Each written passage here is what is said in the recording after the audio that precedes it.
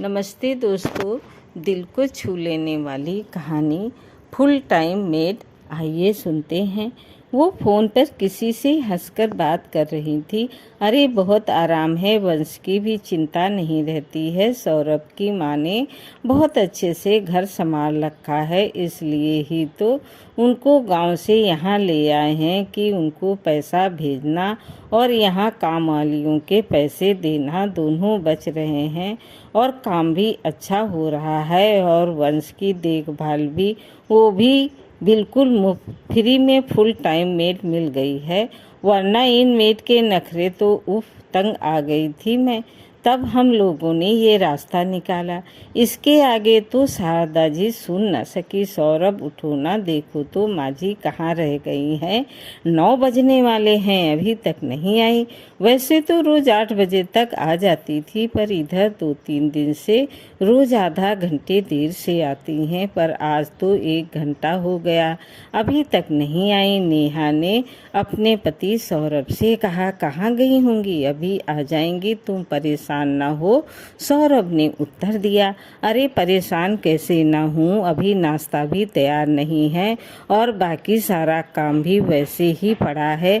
अभी तक काम वाली भी नहीं आई है। अब मैं काम देखूं या ऑफिस जाऊं? मेरे ऑफिस का भी टाइम हो रहा है और मेरा टिफ़िन नाश्ता वगैरह कुछ भी तैयार नहीं है। हद है लापरवाही की भी। नेहा खींचकर बोली, सौरभ तुम परेशान मत हो, लाओ मैं तुम्हारी मदद करता हूँ, वरना तुम्हें ऑफिस के लिए लेट हो जाएगा। नेहा मेरी मदद की छोड़ो, अपनी माँ की फिक्र करो, पता नहीं कहाँ रह गई हैं। मैं तो कहती हूँ आज ही उनसे बात करो कि ये सब क्या है, कहाँ जाती हैं आजकल। सौरभ जाएंगी कहाँ, कहीं बातचीत में व्यस्त हो जाती होंगी। नेहा क्या पता, आजकल तो किसी को भी कुछ कहा नहीं जा सकता। जवान की तो छोड़ो, बूढ़ों के भी रंग ढंग अलग हैं। सौरभ गुस्से में, मतलब क्या कहना चाहती हो तुम? नेहा मैं कुछ नहीं कह रही, अपनी माँ से बात करो, कहाँ रहती हैं इतनी देर आजकल। कहते हुए नेहा अपने काम में लग गई। ये बात हो रही है शारदा जी के बारे में, जो पति के देहावसन के बाद गांव से शहर अपने बेटे बहू के साथ रहने आई हैं। गांव में अकेले कैसे रहेंगी, ये कहकर उनका बेटा उन्हें अपने साथ शहर ले आया था। जब से शारदा जी आई थी, धीरे धीरे घर के सारे काम की जिम्मेदारी उन पर ही आ गई थी। सौरभ उनका इकलौता बेटा और नेहा उनकी बहू दोनों ही मल्टीनेशनल कंपनी में नौकरी करते थे। वंश उनका 2.5 साल का पोता प्ले स्कूल जाता था। उसे छोड़ने और लाने की जिम्मेदारी भी शारदा जी के ही कंधे पर ही आ गई थी। पहले तो घर के सभी कामों के लिए काम वाली आती थी और एक फुल टाइम मेड रखी हुई थी जो पोते वंश की भी देखभाल करती थी। पर एक के बाद एक करके सबकी छुट्टी कर दी गई थी कि वो सही से काम नहीं करती हैं। बस एक बर्तन और सफाई वाली आती है। खैर शारदा जी अपना ही घर है, बेटा बहू पोते हैं, ये सोचकर पूरे घर की जिम्मेदारी अपने ऊपर ले रखी थी। पर इतना सब करने के बाद भी उनकी घर में इज्जत नहीं थी। नेहा तो कभी सीधे मुंह बात ही नहीं करती थी, उसे तो सिर्फ उनके काम से ही मतलब था। अपने बेटे सौरभ के मुंह से प्यार के 2 बोल सुनने को भी तरस कर रह जाती थी। पर एक दिन तो नेहा को फ़ोन पर बातें करते हुए उन्होंने जो सुना वो उनके लिए असहनीय हो गया था। वो फ़ोन पर किसी से हंसकर बात कर रही थी। अरे अब बहुत आराम है, वंश की भी चिंता नहीं रहती।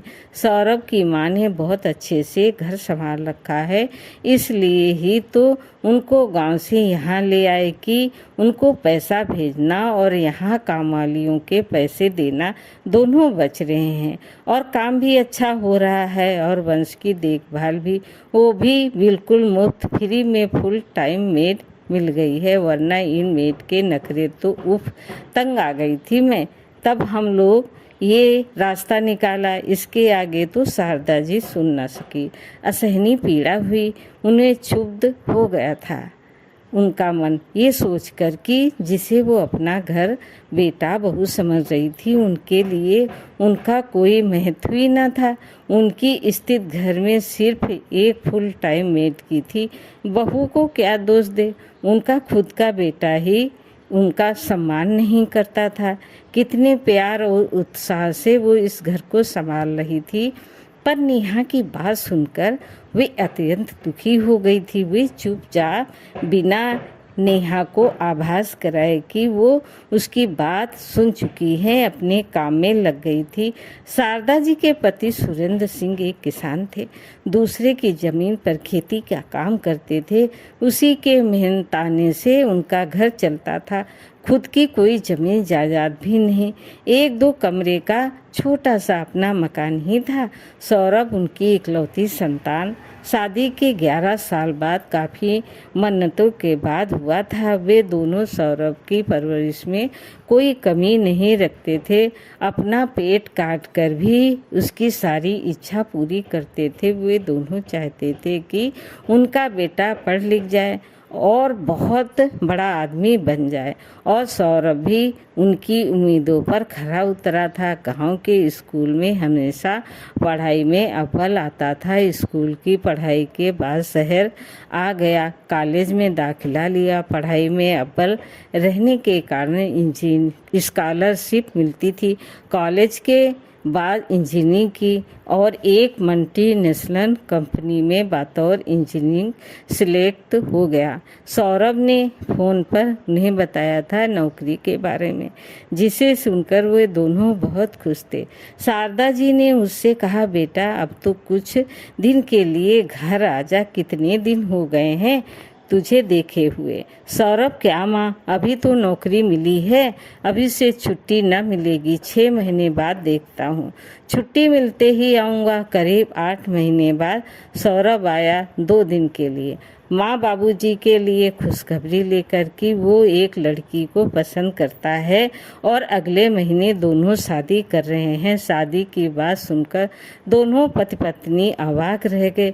अपने इकलौते बेटे की शादी को लेकर उन दोनों के सारे अरमान धरे के धरे रह गए थे, लेकिन सौरभ की खुशी के लिए वो दोनों मान गए। ना मानने का प्रश्न ही न था, क्योंकि सौरभ ने अपना फैसला सुना दिया था। अरे बेटा, इतनी जल्दी शादी का इंतजाम कैसे होगा?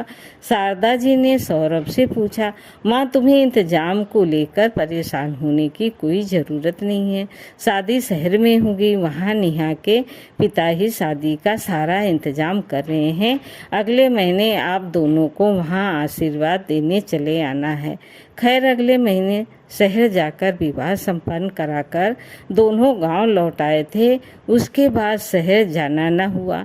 दोनों पति पत्नी अकेले ही रहते थे। सौरभ हर माह कुछ पैसे भेज देता था, पर दोनों कभी भी गांव नहीं आते थे, बस फोन से ही बात होती थी। कभी कभी खैर दोनों इस उम्र में भी एक दूसरे के साथ के सहारे जीवन गुजार रहे थे।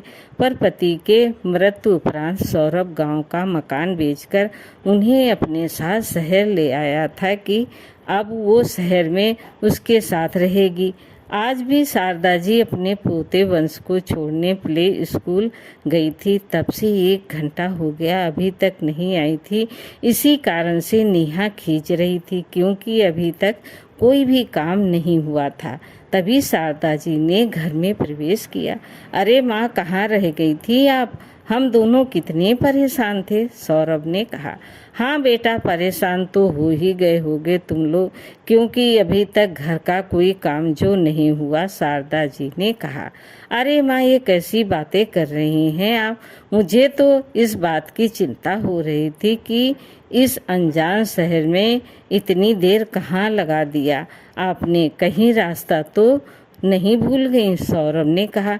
मुझे खुशी हुई ये सुनकर बेटा कि तुझे अपनी बूढ़ी माँ की इतनी चिंता है। जुग जुग जियो मेरे लाल, पर अब अपने घर को संभालो तुम लोग, क्योंकि मैं जा रही हूँ, शारदा जी ने सपाट लहजे में उत्तर दिया।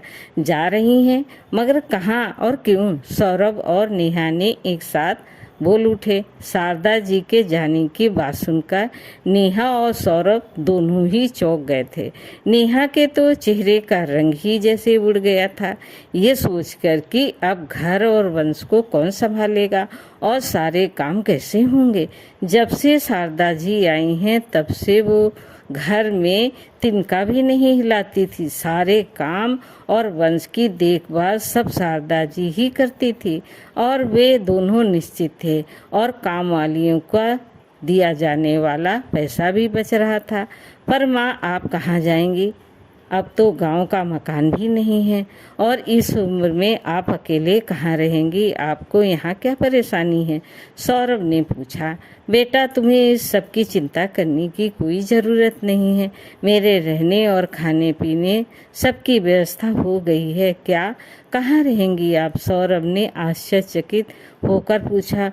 वो मुझे एक डे केयर में काम मिल गया है, वेतन भी अच्छा देंगे और साथ ही रहने खाना भी।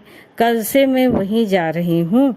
क्या आप डे केयर में काम करेंगी और वहाँ रहेंगी? ये आप क्या कह रही हैं माँ? कम से कम मेरी इज्जत के बारे में सोचा होता। शहर में मेरी कितनी इज्जत है और उसे धूल में मिला रही हैं। सौरभ गुस्से में बोला। अच्छा माँ जी, इसी वजह से आजकल आपको देर हो रही थी। आपको अगर यहाँ कोई परेशानी है तो हमें बताइए, पर आप यहीं रहिए। क्यों इस तरह के काम करके हमारी बदनामी कराना चाहती हैं आप? नेहा भी सौरभ के सुर में सुर मिलाते हुए बोली। नेहा की बात सुनकर शारदा जी मुस्कुराई और बोली, बहू, काम तो काम होता है और फिर वहाँ काम करके मैं सम्मान के साथ रह सकूंगी और फिर फुल टाइम मेड से तो मुझे ये काम ज़्यादा अच्छा लगा। जितने घंटे की नौकरी उतने ही घंटे का काम करना होगा। शारदा जी की बात सुनकर नेहा के चेहरे का रंग उड़ गया था। वो एक भी शब्द ना बोल पाई। और हाँ, तुम लोग अपनी बदनामी की चिंता मत करो। आखिर तुम्हारी माँ हूँ, अपने बच्चों की बदनामी हो ऐसा कैसे सोच सकती हूँ? मैं इस शहर से दूर दूसरे शहर जा रही हूँ जहाँ तुम्हें कोई नहीं जानता। शारदा जी सौरभ और नेहा की ओर मुताबिक होकर बोले और अपने कमरे में चली गई। सौरभ नेहा अवाक खड़े देखते रह गए थे। दोस्तों, कहानी कैसी लगी? लाइक करें, सब्सक्राइब करें। धन्यवाद।